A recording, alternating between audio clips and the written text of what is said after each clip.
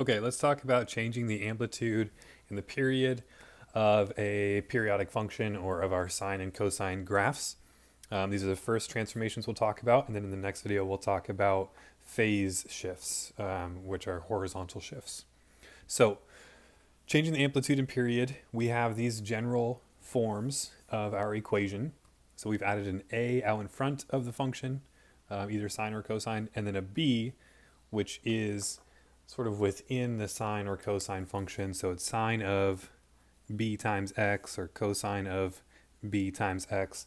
So that would be multiplying by our x variable, and then we'd plug that into our cosine or sine function and then multiply by a. That would be kind of the order of operations that's happening here.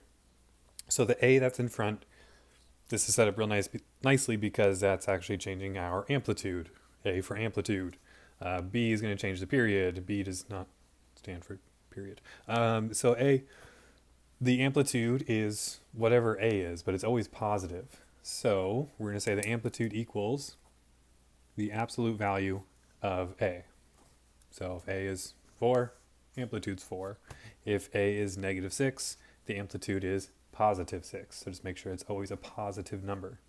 Now for the period, remember the amplitude is the height of the graph. It's how tall it is from the center to the top. Or another way to explain it is if you go from the bottom to the top, it's half of that.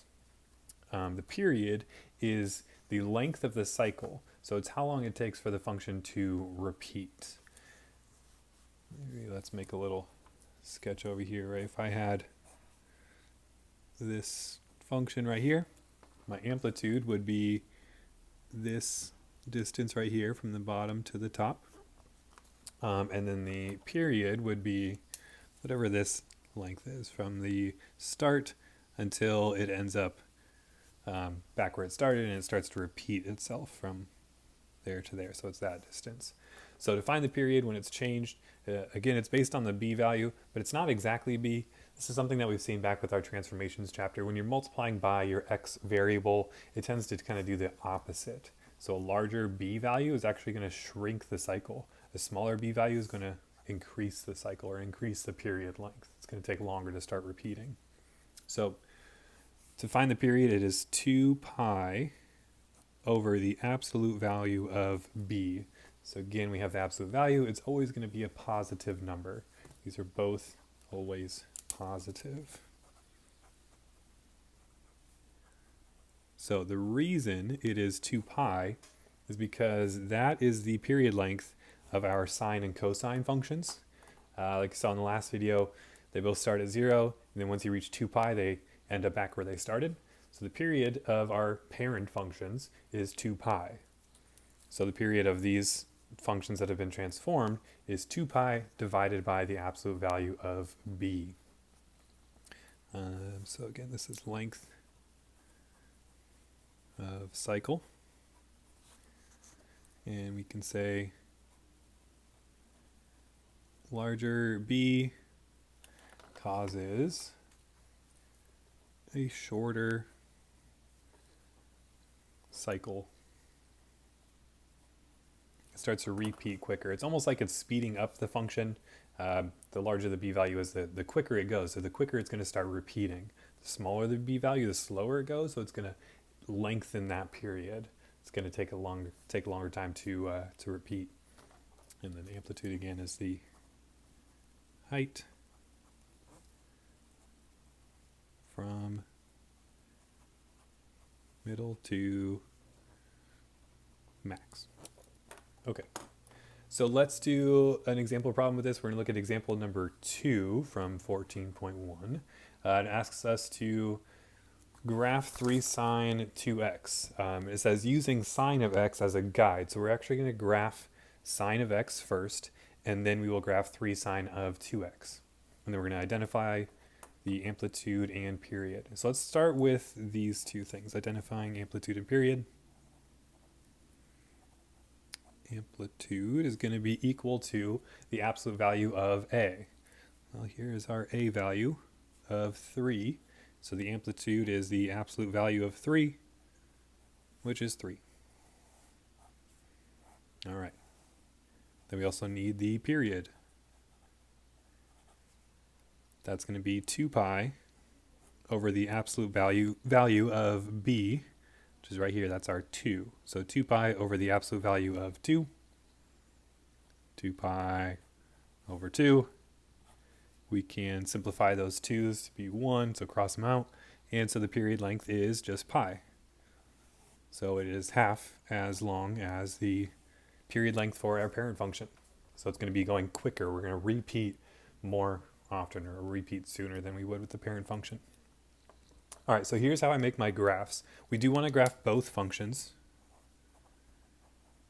Graph both functions. It often actually makes the problems easier if you have that parent function graphed first, then you can transform it from the graph and see where everything moves. So these sine and cosine graphs, I'm not the best at drawing these. They kind of are tough to get the hang of, to get the curve drawn correctly. So here's what I do. I know that my amplitude for my new function is going to be 3, and we're first going to be graphing just sine of x.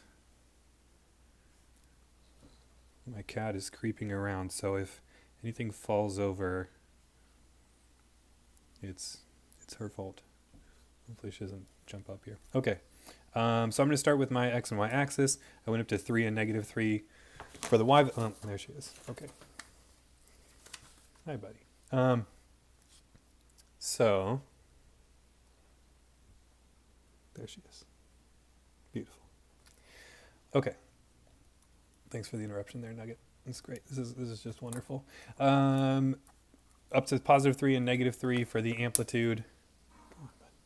And I'm going to draw the curve in first, and then I'm going to sort of fit my x-axis to the curve. So fit that scale to my graph. I just find that's a little bit easier. You know, if you're a little more skilled with these graphs, you can put the scale on there first and kind of draw the curve in to fit that. What I do is, I know I'm graphing sine. So let's do,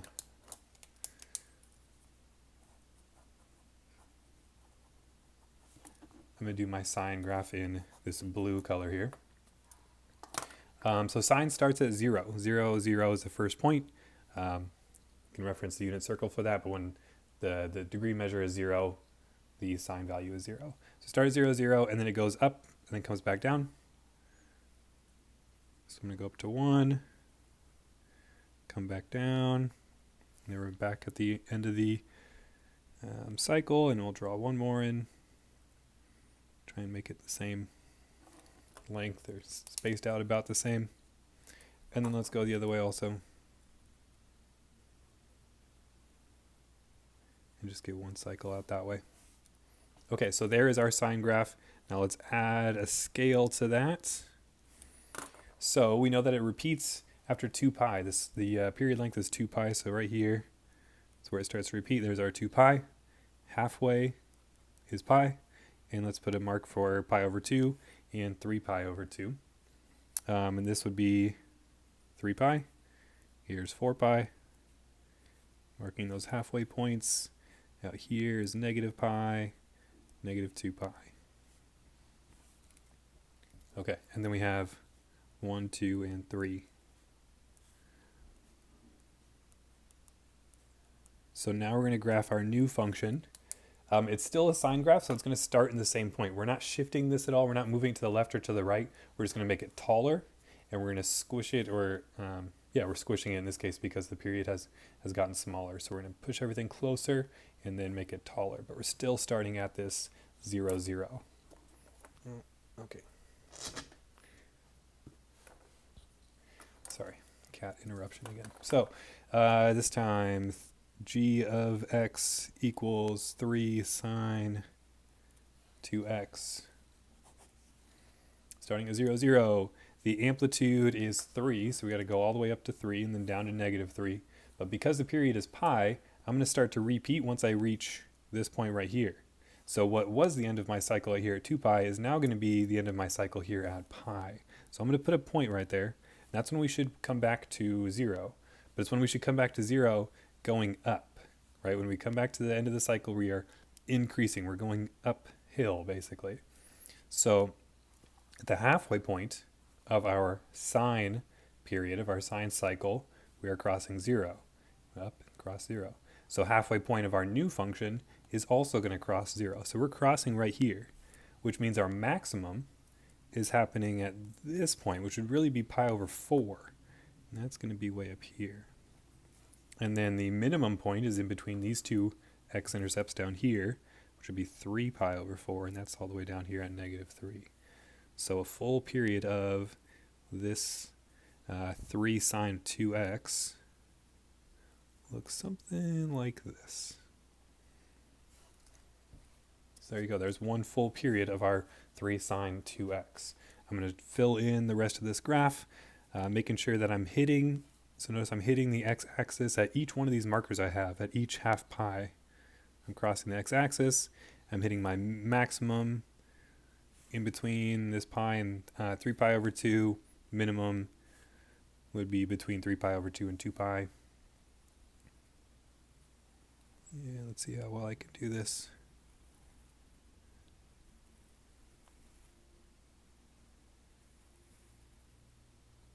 When you are doing the homework problems, I want to see at least 2 cycles, 2 full period lengths. All right, so that can be, one positive and one negative if you want. That tends to be how the book shows their answers, is with 1 positive period and 1 negative period. If you want to draw 2 positive periods, that's okay too.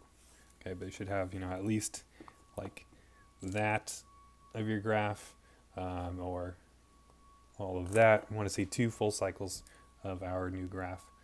Okay, so we have the amplitude, we have the period, we've got the graph, and we are all done.